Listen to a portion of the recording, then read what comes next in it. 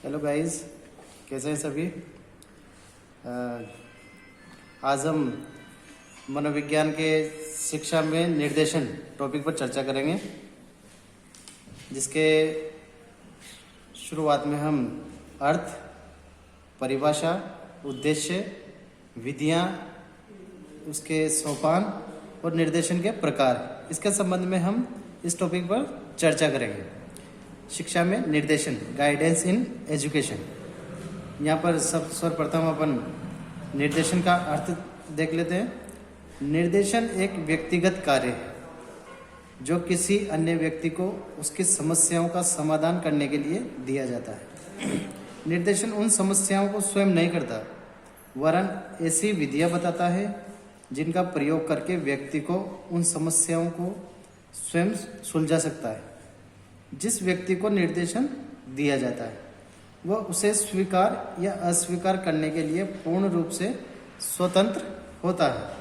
अब निर्देशन क्या है, क्या होता है निर्देशन? इसके संबंध में क्रो एंड क्रो का मत है कि निर्देशन व्यक्तिगत रूप से योग्य और पर्याप्त प्रशिक्षण प्राप्त मनुष्यों या स्त्रियों से किसी आयु के किसी व्यक्ति को प्राप्त होने वाली सहायता है, जो उसे स्वयं के जीवन के कार्यों को व्यवस्थित करने, अपने स्वयं के दृष्टिकोणों को विकसित करने, अपने स्वयं के निर्णयों को करने और अपने स्वयं के उत्तरदायित्वों को वहन करने में सहायता देता है। आगे देखते हैं। स्किनर के अनुसार इस निर्देशन के जो परिभाषा बताई है, अर्थ बताया उन्होंने।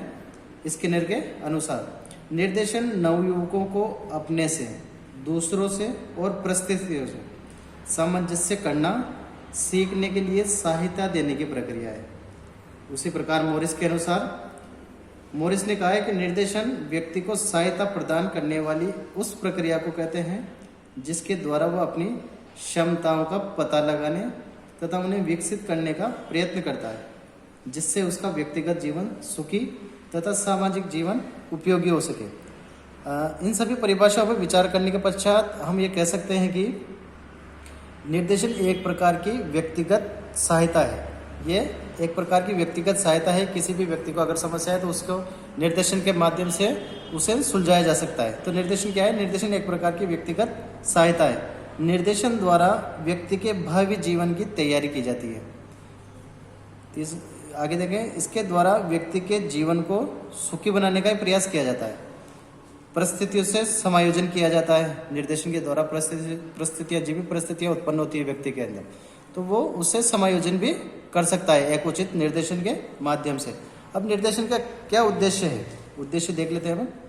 निर्देशन के क्या क्या उद्देश्य हैं? तो निर्देशन के उद्देश्य के संबंध में स्किनर का विचार है। स्किनर ने विचार प्रकट किया है उद्देश्य के संबंध में। उन्होंने कहा है आधुनिक शिक्षा में निर्देशन का विशिष्ट उद्देश्य, जो आधुनिक शिक्षा है उसमें निर्देशन का विशिष्ट उद्देश्य है प्रत्येक व्यक्ति को उसकी योग्यताओं, रुचियों और अवसरों के अनुकूल चुनाव करने में सहायता देना ही निर्देशन है। रिस्क के अनुसार, रिस्क ने कहा है निर्देशन का उद्देश्य छात्रों को उनकी व्यक्तिगत समस्याओं का समाधान करने में सहायता देना है। उचित प्रकार के निर्देशन से छात्रों में अपनी स्वयं की समस्याओं को सुलझाने की क्षमता का विकास होता है। निर्देशन का आधारभूत उद्देश्य आत्मनिर्देशन है। निर्देशन की विधियां व सोपान, आगे देखते हैं अपन। निर्देशन की कौन कौन सी विधियां हैं और उसके कौन कौन से चरण हैं, सोपान हैं। छात्रों को निर्देशन के लिए साधारणतः दो विधियों का प्रयोग किया जाता है। दो विधियां प्रमुख रूप से उपयोग में लाई जाती है। पहली विधि है व्यक्तिगत निर्देशन, दूसरा ही सामूहिक निर्देशन। दो प्रकार का निर्देशन होता है, एक तो व्यक्तिगत, एक सामूहिक। व्यक्तिगत निर्देशन को देखते हैं कि इस विधि में एक समय में केवल एक छात्र को निर्देशित या निर्देशन दिया जाता है। केवल एक छात्र को ही निर्देशन दिया जाता है और ये विधि महंगी होने के कारण इसका प्रयोग भी बहुत कम किया जाता है। दूसरी विधि है सामूहिक निर्देशन। इस विधि में एक समय में अनेक छात्रों को निर्देशन दिया जाता है। इस विधि में समय और धन कम लगता है। यह अधिकतर प्रयोग में ली जाने वाली विधि है। दोनों विधियों में लगभग एक जैसे ही सोपानों या चरणों का अनुसरण किया जाता है। इनमें से कुछ प्रमुख सोपान यहाँ देख लेते हैं। कौन कौन से सोपान इन विधियों में लिए जाते हैं। चरण पहला है साक्षात्कार। निर्देशन में पहला है इसमें साक्षात्कार। साक्षात्कार के माध्यम से परामर्शदाता छात्र से साक्षात्कार करके उनकी रुचियों, समस्याओं, आवश्यकताओं आदि की जानकारी प्राप्त करता है। दूसरा है प्रश्नावली।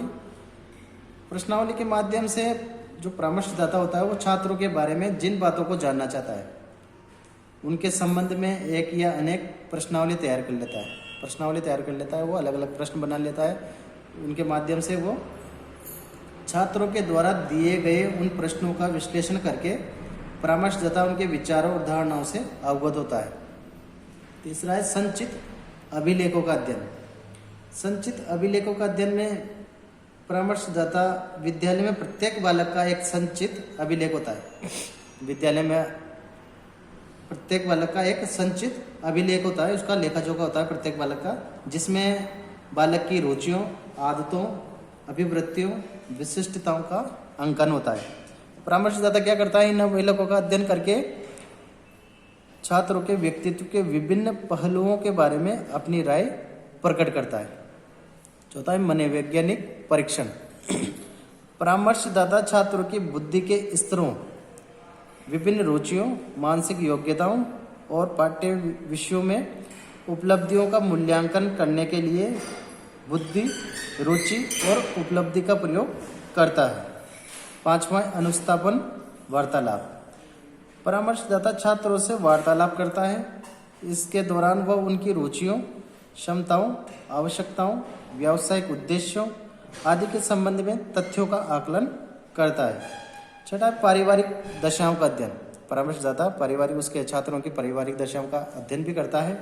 इसके अध्ययन के द्वारा परामर्शदाता छात्रों के परिवारों की आर्थिक, सामाजिक दशाओं, परिवार में उनकी स्थिति, उनके प्रति उनके माता पिता के व्यवहार आदि से संबंधित तथ्यों का संग्रह करता है। अनुगामी कार्यक्रम। परामर्शदाता का कार्य निर्देशन देने के बाद समाप्त नहीं होता। वह यह जानने का प्रयत्न करता है कि छात्र उसके निर्देशन का अनुसरण करके प्रगति कर रहे हैं या नहीं। यदि नहीं तो उनको नए सिरे से उसको निर्देशन देता है। निर्देशन के प्रकार, टाइप्स ऑफ गाइडेंस। निर्देशन के प्रकार के संबंध में रिस्क ने विद्यालयों में छात्रों को दिए जाने वाले विभिन्न प्रकार के निर्देशन और उनके कार्यक्रमों का जो वर्णन किया है, उनका सार हम निम्न बिंदुओं से समझ सकते हैं। पहला है शैक्षिक निर्देशन।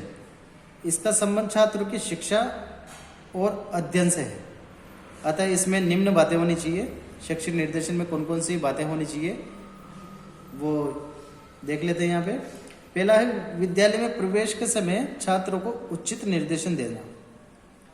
छात्रों को पुस्तकालय का उत्तम ढंग से प्रयोग करना सिखाना। छात्रों को अध्ययन की उचित विधियां बताना। छात्रों के संबंध में विद्यालय द्वारा प्रयोग की जाने वाली सूचना को एकत्र करना। नए छात्रों को विद्यालय की अध्ययन संबंधी बातों से परिचित कराना। दूसरा है व्यावसायिक निर्देशन। इसका संबंध छात्रों की किसी व्यवसाय के चुनाव, व्यवसाय के लिए तैयारी, नौकरी पाने और नौकरी में सफलता प्राप्त करने से है। अतः इस निर्देशन में निम्न बिंदुओं पर ध्यान देना चाहिए। कौन कौन से ऐसे बिंदु हैं जिन पर ध्यान देना, परामर्शदाता को ध्यान देना चाहिए छात्र के हित में। पहला है छात्रों को विभिन्न व्यवसायों के लाभ और हानियां बताना। जो भी व्यवसाय हैं उसके लाभ भी बताएं, उसकी हानियां भी बताएं। दूसरा है छात्रों को अपने व्यवसाय चुनने में सहायता देना। छात्रों को उन व्यवसायों की सूचना देना जिनमें उनकी विशेष रुचि हो। छात्रों को विभिन्न व्यवसायों के संबंध में प्रशिक्षण प्राप्त करने और व्यावसायिक प्रशिक्षण देने वाले विद्यार्थियों की सूचना प्राप्त करने में सहायता देना। तीसरा है व्यक्तिगत निर्देशन। इनका संबंध उन व्यक्तिगत कठिनाइयों से है जिनका अनुभव छात्र अपने अध्ययन काल में करते हैं। अतः इस निर्देशन में निम्न बातें होनी चाहिए। छात्रों को व्यक्तिगत रूप से सहायता देना। छात्रों को अपने वातावरण से अनुकूलन करने में व्यक्तिगत रूप से सहायता देना। छात्रों को विभिन्न व्यक्तिगत समस्याओं को सुलझाने में व्यक्तिगत रूप से परामर्श देना। चौथा है स्वास्थ्य निर्देशन। इसका संबंध छात्र एवं उसके परिवार और उसके समाज के स्वास्थ्य और सुरक्षा से। अतः इस निर्देशन में निम्न कार्य सम्मिलित किए जाने चाहिए। छात्रों को उत्तम आदतों, स्वस्थ जीवन व्यतीत करने के लिए आवश्यक परामर्श देना। छात्रों को सुरक्षा और प्राथमिक उपचार की सूचना और प्रशिक्षण देना। छात्रों को शारीरिक दोषों, अन्य कमियों को दूर करने के लिए परामर्श और प्रशिक्षण देना। छात्रों को अपने स्वास्थ्य संबंधी जानकारी देना। पांचवा है सामाजिक निर्देशन। इसका संबंध छात्रों के सामाजिक संबंधों से है। इस निर्देशन में निम्न बातें होनी चाहिए। छात्रों को सामाजिक व्यवहार के बारे में सूचना और परामर्श देना। छात्रों को सामाजिक व्यवहार का प्रशिक्षण देना। छात्रों में विद्यालय के प्रति उत्तम भावना का निर्माण करना। विद्यालय में सामाजिक कार्यक्रमों का आयोजन करना। अब देखते हैं भारत में निर्देशन की आवश्यकता के क्या आवश्यकता है। भारत में निर्देशन की आवश्यकता के संबंध में कुप्पुस्वामी ने ठीक ही लिखा है। एक विद्वान है कुप्पुस्वामी, उन्होंने भारत में निर्देशन की आवश्यकता के संबंध में लिखा है, निर्देशन की आवश्यकता सभी युगों में रही है। शुरू से ही निर्देशन की आवश्यकता रही है, पर आज इस देश में, भारत में जो दशाएं उत्पन्न हो रही है, उन्होंने इस आवश्यकता को पर्याप्त रूप में बलवती बना दिया है। अगले टॉपिक में हम दोबारा अच्छे से मनोविज्ञान के अच्छे से टॉपिक के साथ मिलेंगे। तब तक के लिए धन्यवाद।